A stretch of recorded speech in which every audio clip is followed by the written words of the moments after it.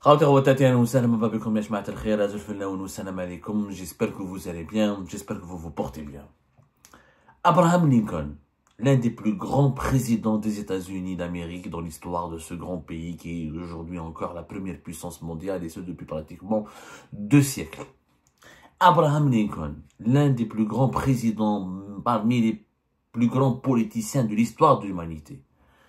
Par sa grâce, sa noblesse, sa lutte contre l'esclavagisme, l'homme qui n'a pas hésité à provoquer une guerre civile dans son propre pays juste pour enterrer l'esclavage et pour permettre à son peuple de dépasser cette violence et haine raciale afin de se reconstruire et de repartir sur de nouvelles bases.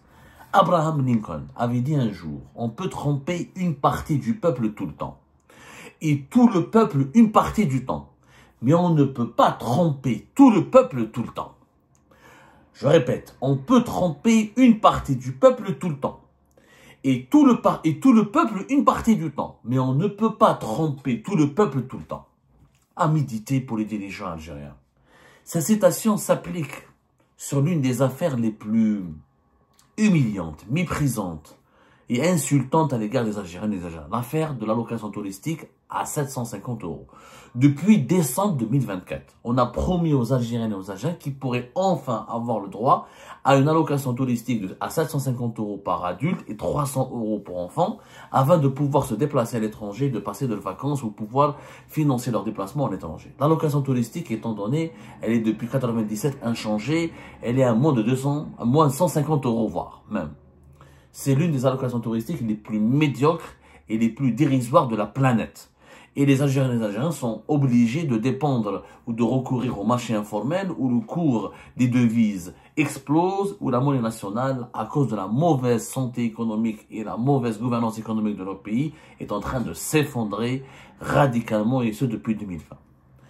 Le ministre des Finances, l'actuel ministre des Finances, que personne ne connaît, comme la majorité écrasante de nos ministres de l'actuel gouvernement, c'est des ministres fantomatiques qui ne servent à rien, étant donné que le champ politique et gouvernemental est ultra dominé par Abdelmajid Tebboune, le chef de l'État, et ses conseillers. Le ministre des Finances, Abdelkarim Bouzrad, le 3 juin dernier, il a été interpellé par des députés de l'Assemblée nationale et populaire, des députés qui ont enfin joué leur rôle. De temps à autre, quelques rares députés se réveillent de leur torpeur et tentent de justifier leur salaire en posant les questions intéressantes aux membres du gouvernement. Les députés, ils ont dit où est-elle cette allocation touristique de 750 € qui a été promise début décembre 2024 par le chef de l'État Abdelmajid Tebboune lors d'un conseil des ministres officiel et présidé par le président de la République. Ces députés ont voulu demander pourquoi cette allocation touristique qui était attendue depuis le début de l'année 2025. Nous sommes à la veille des vacances d'été, en juin 2025. Ça fait pratiquement 6 mois et cette allocation touristique n'a toujours pas vu le jour. Le ministre des Finances, dans sa réponse, il a dit « Cette question relève des prérogatives de la Banque centrale, la Banque d'Algérie, qui dispose d'une autonomie de gestion et d'une réglementation spécifique. » Genre, je ne sais rien. C'est pas à moi qu'il faut poser la question. Il faut poser la question à la Banque centrale, la Banque d'Algérie. Le ministre des Finances, il est le patron direct de la Banque d'Algérie. La Banque d'Algérie relève du ministère des Finances. Elle est effectivement autonome, elle est censée avoir un management, une gouvernance autonome, mais elle relève du ministère des Finances et le gouverneur de la Banque d'Algérie travaille avec le ministre des Finances dans l'édification et l'élaboration de la gestion du secteur financier du pays, de la politique financière de l'État. Cette réponse, en réalité, elle veut dire quoi? Ce ministre, cette question le dépasse. Il ne sait pas donner, il ne sait pas quand, il ne sait même pas si cette allocation touristique va être mise en place ou pas. Il ne sait même pas quoi dire. Il n'a pas de réponse à fournir. Il est dans l'obscurité totale. Il est perdu lui-même. Il sait en fait au fond de lui que cette allocation touristique ne peut pas voir le jour. Moi, je pense qu'il faut lancer un message, il faut lancer un cri pas un cri de colère, ni de détresse, il faut interpeller, il faut apporter des dirigeants algériens et leur demander ceci. Halte aux mensonges, dites enfin la vérité aux Algériens et aux Algériens. Arrêtez d'insulter leur intelligence. Arrêtez de les mépriser. Arrêtez de les considérer comme des adolescents écervelés. Les Algériens et les Algériens ont compris que ce rêve d'allocation touristique de 750 € est en train de devenir une réalité qui s'éloigne brusquement. Pourquoi? Le pays n'est pas capable de financer cette allocation touristique à 750 €.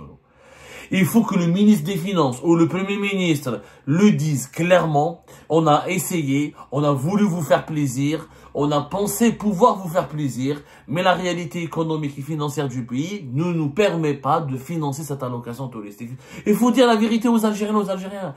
Il faut arrêter. Les Algériens et les Algériens sont devenus des citoyens intoxiqués en permanence. Ils perdent leur sens critique, ils perdent leur bon sens, leur intelligence elle est altérée, et leur intelligence elle est compromise parce qu'ils vivent en permanence dans la manipulation, l'endoctrinement et le mensonge. À un moment donné, si on ne va pas éduquer notre opinion publique, si on ne lui dit pas la vérité, si on n'élève pas le niveau intellectuel et le niveau des esprits de notre population, on va connaître que des crises d'instabilité et on va subir beaucoup de fléaux. Il faut que le ministre des Finances, s'il était honnête, s'il était patriote, il aurait pu dire la vérité, il aurait pu demander l'autorisation. Peut-être que Abdelmajid Tebboune ne va pas l'autoriser à un moment donné, mais Abdelmajid Tebboune doit aussi, en tant que président de la République, assumer sa responsabilité. Il s'est aventuré dans une promesse, dans un chantier où on lui a pas donné toutes les données, on lui a pas expliqué les tenants, les aboutissants d'une promesse qui est utopiste, qui est irréaliste. Il faut dire la vérité aux Algériens et aux Algériens. L'Algérie ne peut pas donner une allocation touristique à 750 €, sauf si elle veut se ruiner et se déclarer faillite. Pourquoi? Une telle allocation touristique à 550 € pour la financer, il faut que l'État algérien sorte de ses caisses au minimum 4 milliards de dollars. Les 4 milliards de dollars, on va les ramener d'où? On va les ramener des réserves de change qui ont baissé. Les réserves de change qui devaient atteindre les 72 milliards de dollars à la fin de l'année 2024, elles ont atteint les 63 milliards de dollars à la fin de l'année 2024. Depuis le début de l'année 2025, l'Algérie a gagné encore moins d'argent en devises qu'en 2024. Pourquoi? Parce que les prix du baril du pétrole ont baissé. Depuis plusieurs mois, le baril du pétrole est à moins de 70 $, alors qu'en 2024, il était à 80 $ et quelques. Ça signifie quoi? Ça signifie que les recettes de devises de l'Algérie sont en train de baisser significativement, puisque vous le savez tous, 96 jusqu'à même 98% des recettes de devises de l'Algérie dépendent directement et indirectement du cours du pétrole et du gaz. Le gaz n'a pas baissé autant que le pétrole, mais il est impacté. Il est terriblement impacté par la baisse des prix du pétrole et les contrats à long terme qui se jouent pour le marché du gaz ont été impactés par une baisse des prix. Le GNL, le marché spot, c'est-à-dire le marché quotidien du gaz, tient pour le moment.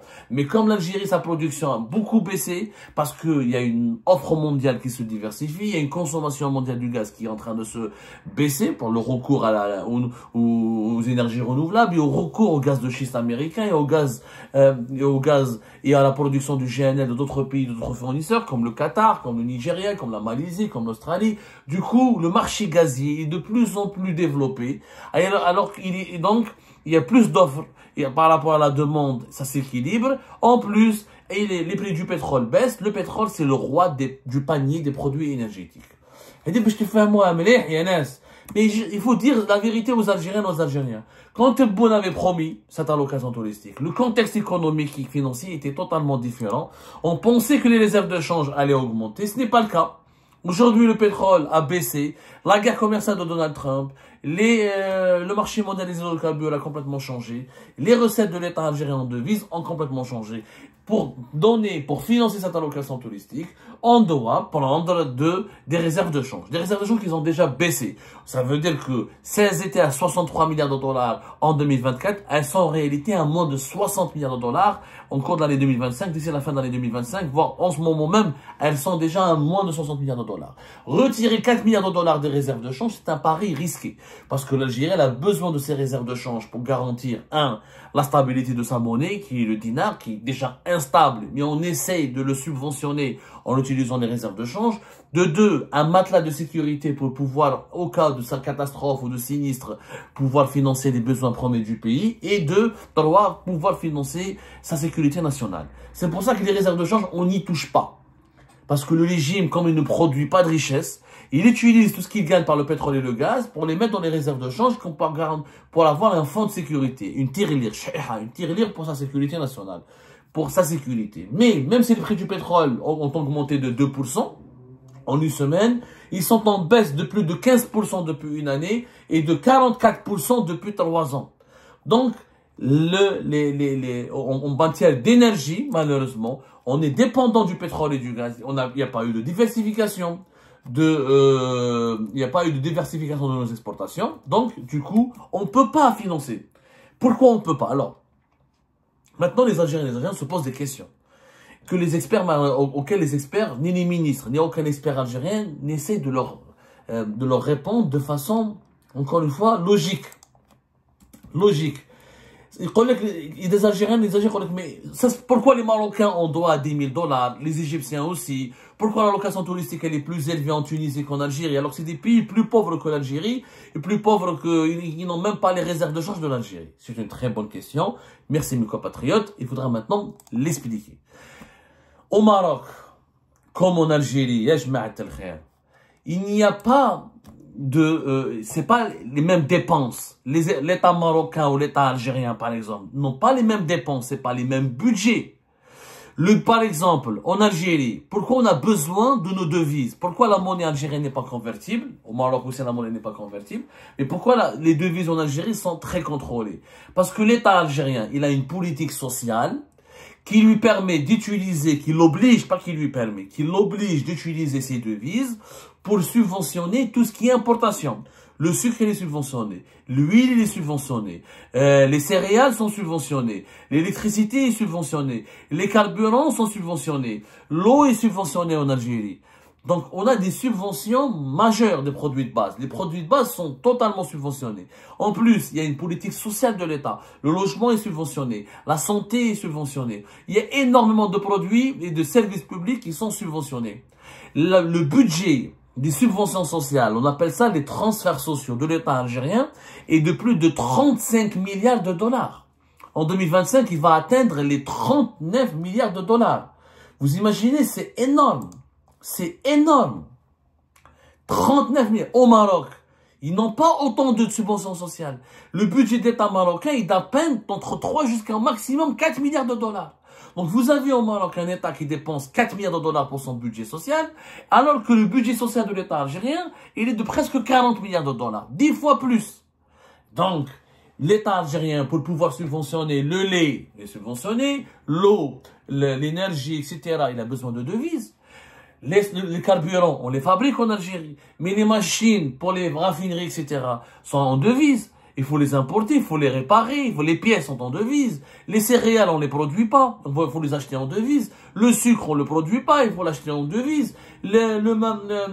L'huile, pour fabriquer de l'huile, le soja, etc., il faut l'importer, c'est des devises.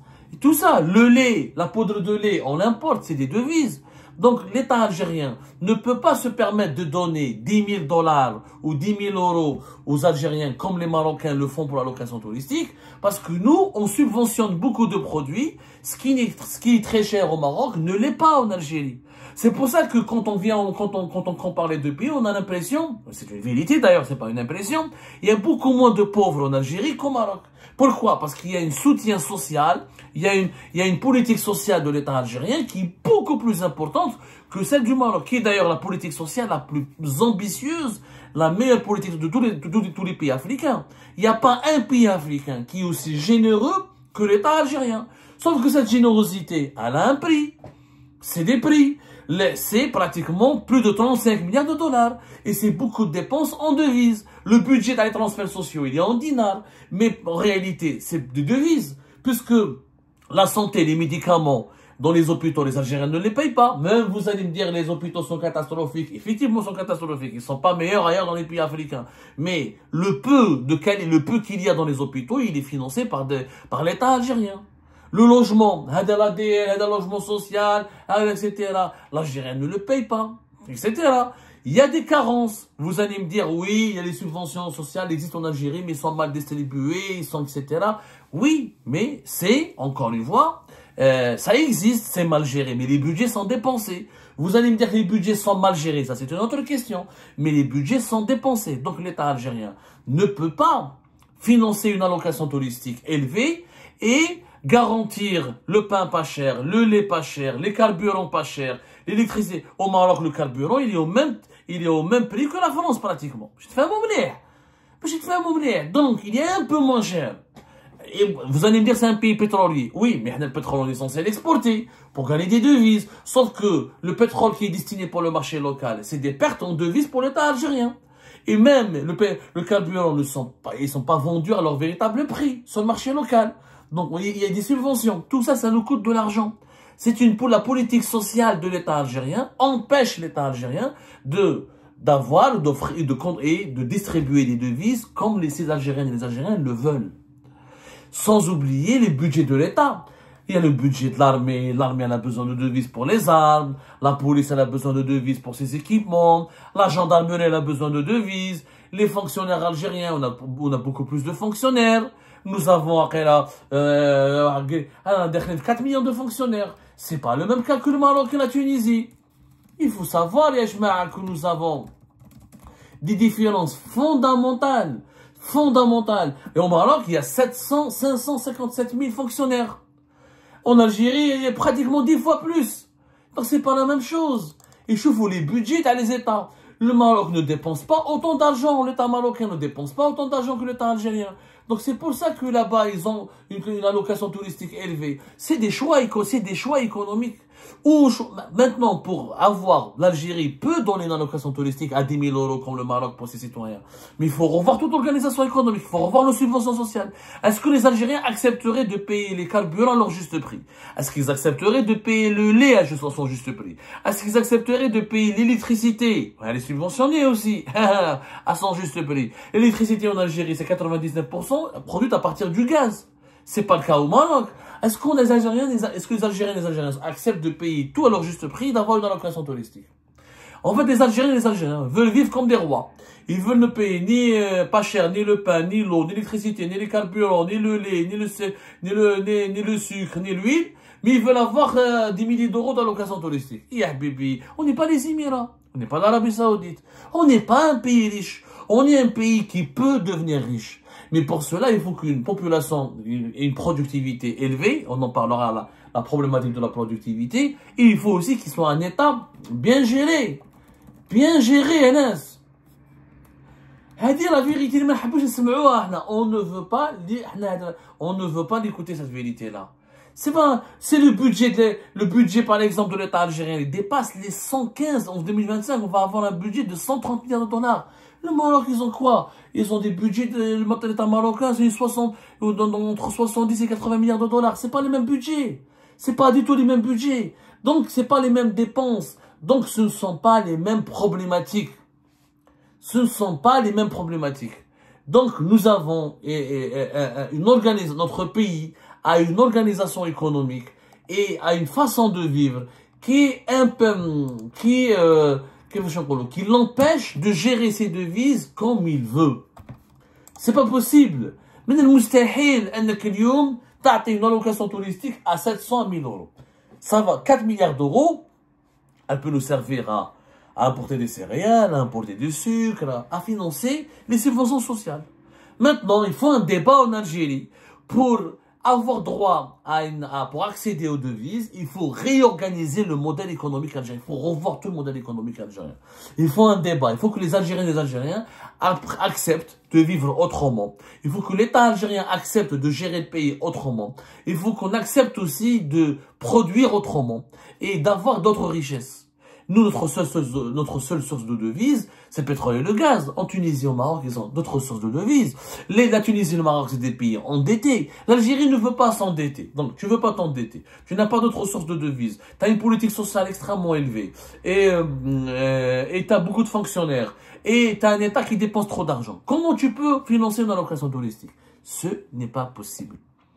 L'Algérie ne peut pas le faire. Cette allocation touristique à 550 €, ni une allocation touristique à 300 ou à 400 €. Elle ne peut pas le faire.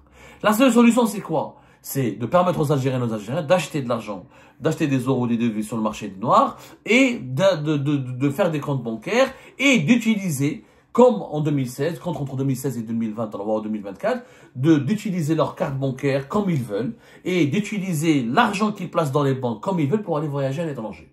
Tu veux voyager, va acheter dans le marché noir, dire un compte en devise 3 000, 4 000, 5 000 euros, ou kharjhom. Donnons aux Algériennes et aux Algériens l'autorisation de voyager avec 10 000 euros quand ils veulent, à partir du moment que cet argent a été acheté au marché noir et il a été domicilié dans un compte bancaire. C'est la seule solution. En attendant de revoir de fond en comble le modèle économique du pays.